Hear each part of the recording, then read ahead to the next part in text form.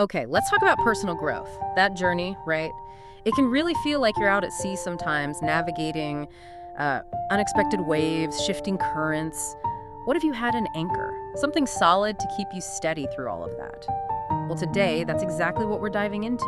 Staying grounded in your personal journey. We're digging into some really insightful sources to pull out the key knowledge for you. Think of it as a shortcut to understanding how to keep that stability, that clarity, especially when life throws curveballs or big changes are happening. Exactly. And the material we're looking at, it's not just theory, it's really practical.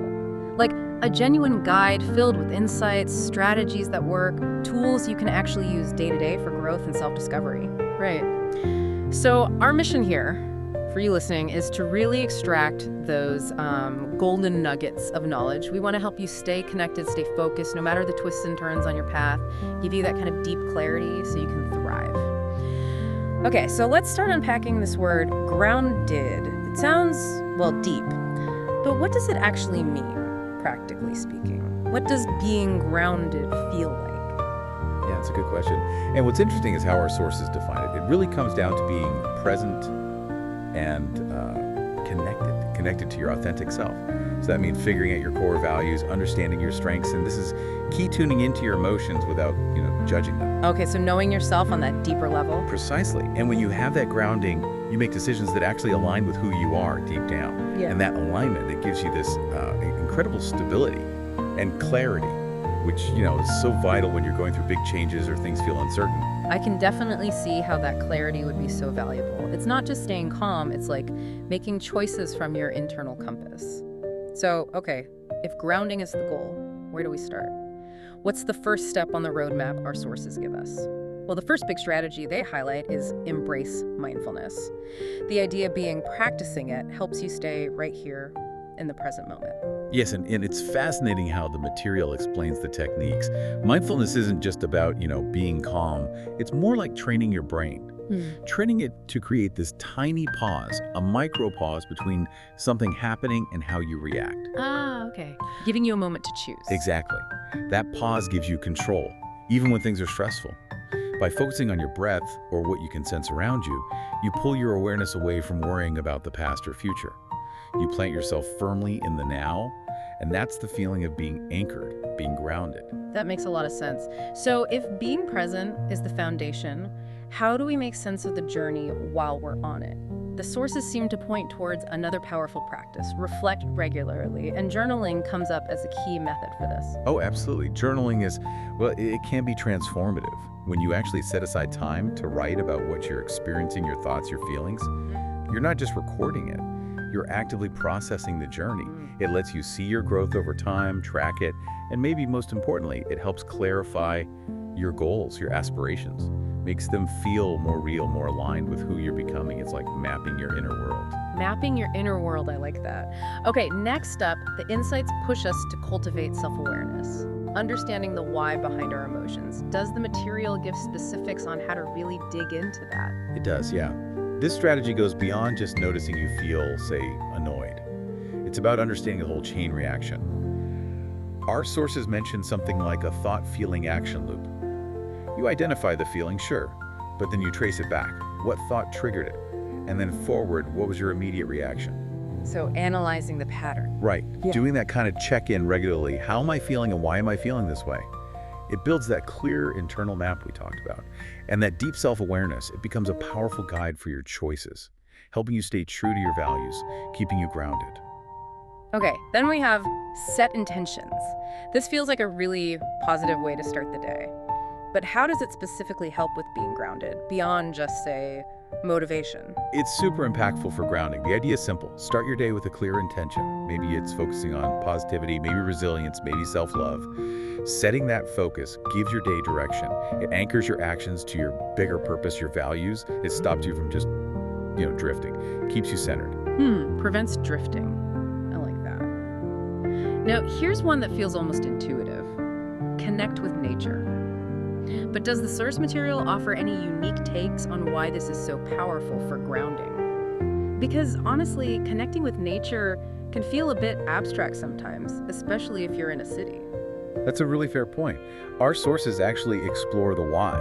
It's not just that being outdoors is pleasant. Nature seems to have this innate ability to sort of reset our nervous system. It fosters a primal sense of connection, which directly helps with mental clarity and stability. It physically centers your thoughts and emotions. And you're absolutely right, it doesn't have to be a huge trek. Simple things work. A walk in a park, sitting under a tree for a few minutes, even just looking at the sky. Yeah. It all helps you recharge and reconnect. Okay, so we've looked inward quite a bit, but the sources also remind us that our outward connections matter too. So, building a support system, how does that specifically tie into staying grounded? It's critical. It really emphasizes surrounding yourself with people who genuinely lift you up, who inspire you. A strong support system. They provide encouragement, sure, but also perspective. Valuable external calibration, you could say.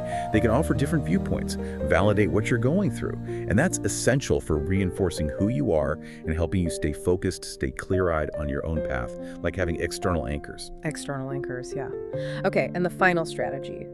Practice gratitude. We hear a lot about gratitude, but how does it actively ground us, according to these insights, beyond just making us feel good? It's a profound practice. The sources point out that gratitude actually does things in your brain. It boosts neurochemicals like dopamine and serotonin. It helps essentially rewire your brain for more resilience. It fundamentally shifts your focus away from what you feel you lack towards the abundance you already have. And that shift is incredibly powerful for fostering a positive mindset and, crucially, creating a stable emotional foundation, even when things outside are turbulent. Okay, so those are the core strategies. But the material also gets really practical, offering specific tools to reinforce that feeling of self-worth and grounding daily. Let's talk about daily affirmations. How do those work as a grounding tool? Right. Affirmations are more than just positive thinking. Our sources explain them as cognitive tools. They're designed to help repattern your subconscious mind. So when you repeat phrases like, I'm grounded in my journey and trust my path, or I embrace my emotions and allow them to guide me, you're actively building new neural pathways that reinforce those beliefs, and that directly impacts how grounded you feel, especially in tough moments. Can you share a couple more examples from the source? Sure. Other powerful ones include, I am worthy of love, growth, and success, or I am present in each moment and cherish my experiences, and I attract positivity and abundance into my life.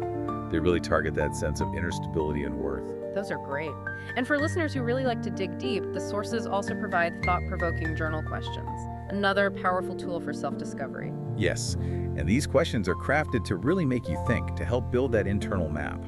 For instance, what are my core values, and how do they influence my decisions? That's about understanding your inner compass. Or what challenges have I faced recently, and what do I learn from them? That helps you integrate your experiences, see the growth. Makes sense. What else? There's what makes me feel grounded and connected to myself, identifying your personal anchors.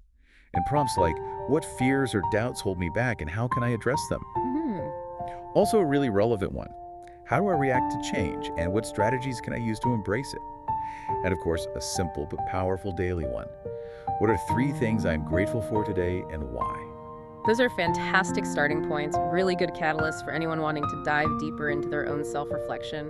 I definitely encourage you, the listener, maybe pick 1 or 2 that feel a bit challenging and just see where they take you. Yeah. Ultimately, the main takeaway from all these sources is pretty clear. Staying grounded on your personal journey, it takes intention, and it takes self-awareness consistently. By actively embracing mindfulness, taking time to reflect on your experiences, cultivating those connections, you really can navigate your path with, well, a lot more clarity and confidence. Absolutely. And remember, your journey is uniquely yours. There's no comparison. Honor it. Allow it to unfold at its own pace. So maybe the question to leave you with is this. Building on everything we've discussed, what does it mean for you right now to truly honor your unique path? What's one small intentional step you could take today to anchor yourself more deeply in it? We really hope this deep dive has given you some valuable insights to explore as you continue your own incredible journey of self-discovery.